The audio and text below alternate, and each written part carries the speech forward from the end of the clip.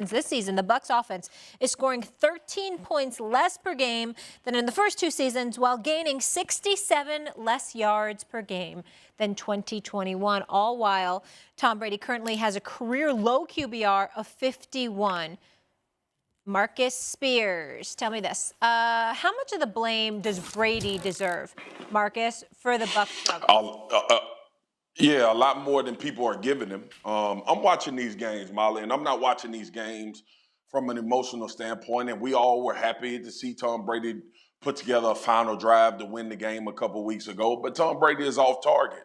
He's missing. And we're going to talk about the offensive line. We know that's bad and disastrous this year when you talk about giving up interior pressure, and that matters to quarterbacks. But some of the opportunities that Tom Brady has, he's the guy that's not delivering.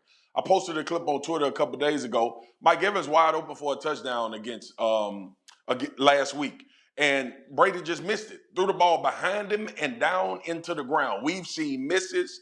We've seen the obvious, the frustration. And two, going back to the beginning of the season. And look, I thought that everybody acknowledges that Tom Brady is the greatest of all time, based on his career and what he's done. But he's not above criticism because he's still playing football this year in 2022.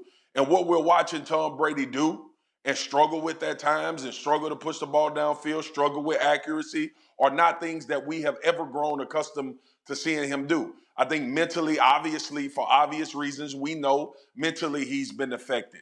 Tom Brady retired after last season, unretired and came back.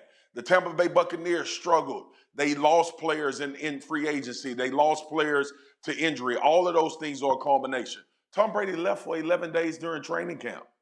The effectiveness of his leadership, the things that we talked about, and we talked about this before the season, about how much that may affect guys.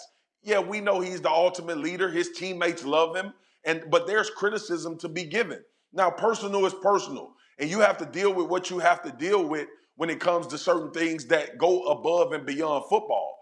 But that doesn't mean that the criticism won't come when you're not playing well, when your team is not playing well, and when we're watching you be very uncharacteristic in the way that you play and throw the football downfield as the quarterback that we've seen have so much success, a tremendous amount of success. So there's a lot of blame to lie at the feet of Tom Brady, and it's not just about how he's played and the bad moments that he's had on the football field. Well, Marcus, a couple of things. Remember, Evans caught a touchdown pass on Sunday that was called back because of a hold. So, I mean, it was wide open. Brady got him the ball, and the offensive line. Offensive lineman that replaced Wilf. Yeah. I mean, their offensive line is horrendous. Yeah. Their offensive line is horrendous. Julio Jones never plays. Evans missed a few games. He dropped a touchdown pass against Carolina. They can't run the ball. Listen, you want to go kill Brady because he gets all the credit when they win? I got no problem with that. Kill him all you want. I understand. But to me, it's a perfect storm with Tampa. They've had a lot of things go wrong. I don't think the coach has necessarily distinguished himself either. Leftwich probably hasn't distinguished himself. Who can forget that game against Green Bay with the two-point conversion scenario? Their defense isn't as good. They're just not as good a team. Now, again, Brady, is he as good as he's been in the last 2 years? No.